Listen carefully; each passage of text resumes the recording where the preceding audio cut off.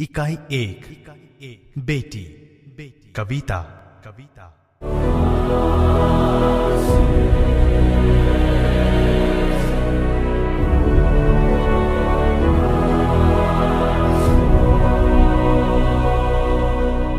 ध्यान से कविता सुनिए।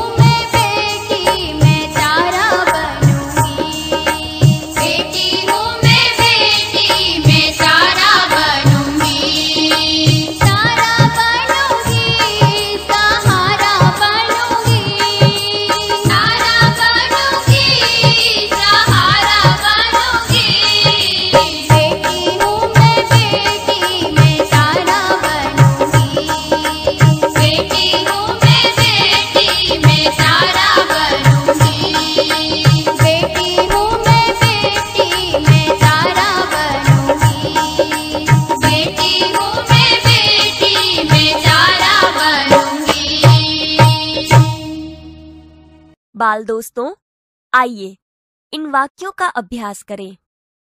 इन वाक्यों को ध्यान से सुनिए। भाषा सज्जता। निम्नलिखित वाक्यों को ध्यान से पढ़िए और सुनिए। 1. मनाली साहसी बालिका थी। 2.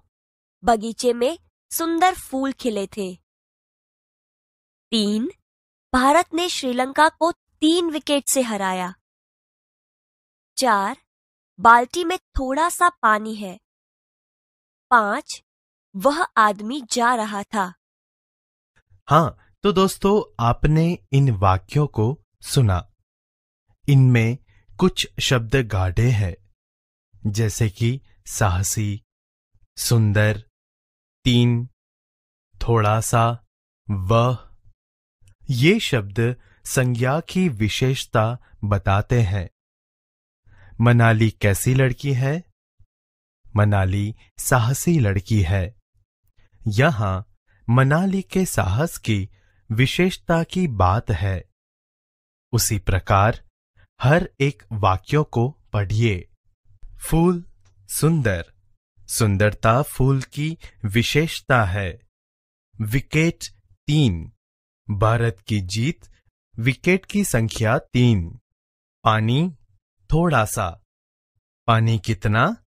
थोड़ा सा। आदमी वह, उसी आदमी की बात है। अर्थात जो शब्द संज्ञा की विशेषता बताते हैं उन्हें विशेषण कहा जाता है। आज हम विशेषण के प्रकार के बारे में जानेंगे। विद्यार्थी मित्रों, हमने विशेषण के बारे में जाना। अब इन वाक्यों को पढ़िए। निम्नलिखित वाक्यों को पढ़िए। 1. हमारे देश में ईमानदार लोग ज्यादा हैं। 2. मुंबई जाने के लिए लंबा रास्ता तय करना पड़ता है। 3. कौवे का रंग काला होता है। 4. खरगोश का शरीर मुलायम होता है। 5. शरीर के साथ मन स्वस्थ रखना जरूरी है। 6. भारतीय संस्कृति विश्व में प्रसिद्ध है। 7. पानी गंधहीन होता है। 8. पूर्व दिशा में सूर्योदय होता है। इन वाक्यों में रेखांकित शब्द विशेषता बताने वाले शब्द हैं। यह वाक्य में प्रयुक्त संज्ञा की विशेषता बताते हैं। इन शब्दों का अभ्यास करें तो ईमानदार संज्ञा के गुण, दोष बताता है। लंबा आकार या अंतर बताता है। काला रंग या रूप बताता है। मुलायम स्पर्श बताता है। स्वस्थ दशा या अवस्था बताता है। भारतीय स्थान देशकाल बताता है। गंधहीन स्वाद या गंध बताता है। पूर्व दिशा को दर्शाता है।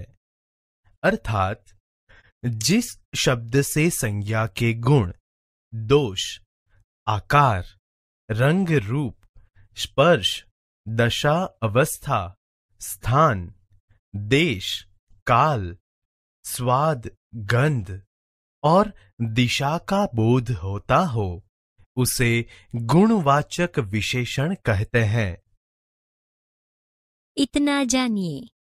गुणवाचक विशेषण संज्ञा या सर्वनाम शब्दों की निम्नलिखित विशेषताओं का बोध कराता है। 1. गुण, दोष। ईमानदार, बुद्धिमान, चतुर, योग्य, अच्छा, बुरा, बेईमान, दुष्ट, क्रूर, आलसी, अयोग्य, पापी आदि। 2. आकार, गोल, चौड़ा, लंबा, पतला, छोटा, मोटा, वर्गाकार, तिकोना आदि। 3. रंग, रूप, सफेद, काला, पीला, सांवला, गोरा, मैला, चमकीला आदि। 4. स्पर्श, कोमल, कठोर, खुरदरा, चिकना, मुलायम आदि। 5. दशा, अवस्था, स्वस्थ, कमजोर, बीमार, दुर्बल, रोगी, बूढ़ा, युवा आदि। 6. स्थान, देशकाल, ग्रामीण, प्राचीन, भारतीय, शहरी, जापानी, पंजाबी आदि। 7. स्वाद, गंध, मीठा, खट्टा, चटपटा, कड़वा, फीका, तीखा आदि। 8. दिशा, पूर्व, पश्चिम, उत्तर, दक्षिण आदि। मित्रों, अब इन वाक्यों को ध्यान से पढ़िए और सुनिए। निम्नलिखित वाक्यों को पढ़िए। 1. प्रयाग 3 नदियों का संगम स्थान है। 2. आज केवल आधा लीटर दूध चाहिए। 3. गौरव तीसरी कक्षा में पढ़ता है। 4. सचिन वनडे में दोहरा शतक लगा चुके हैं। 5. हमारे देश की चारों दिशा रक्षित है। यहाँ हर एक वाक्य में किसी न किसी संख्या का बोध होता है, जैसे कि नदियां 3 जो संख्या दर्शाता है, दूध आधा लीटर जो मात्रा दर्शाता है, कक्षा तीसरी जो क्रम दर्शाता है, शतक दोहरा जो आवृत्ति दर्शाता है, दिशा चारों जो समूह दर्शाता है। इससे वह पता चलता है कि जो शब्द वस्तु की निश्चित संख्या का बोध करते हैं उसे निश्चित संख्यावाचक विशेषण कहते हैं। विद्यार्थी मित्रों, इन वाक्यों को पढ़िए। निम्नलिखित वाक्यों को पढ़िए। 1. कई लोग नर्मदा की परिक्रमा करते हैं। 2. कुछ लोगों ने पर्यावरण बचाने का बीड़ा उठाया है। 3. ज्यादा लोग बैठने से नाव उलट गई। इन वाक्यों में आपने देखा कि रेखांकित शब्द संख्या का बोध करता है, किंतु संख्या निश्चित पता नहीं चलती। अतः जिन शब्दों से वस्तु की निश्चित संख्या का बोध न हो उसे अनिश्चित संख्यावाचक विशेषण कहते हैं। इतना जानिए। निश्चित संख्यावाचक विशेषण के कुछ अन्य भेद इस प्रकार से है। 1. पूर्णांक बोधक 1, 3, 9, 1000 आदि। 2. अपूर्णांक बोधक आधा, पाव, 1.5, पौना, 2.5 आदि। 3. क्रमवाचक पहला, दूसरा, तीसरा, चौथा आदि। 4. आवृत्तिवाचक दुगुना, चौगुना, इखरा, दोहरा आदि। 5.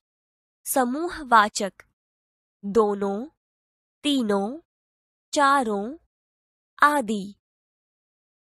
Hello dear student, subscribe our channel and press the bell icon so you don't miss a new video from RJC Raj Group of Classes.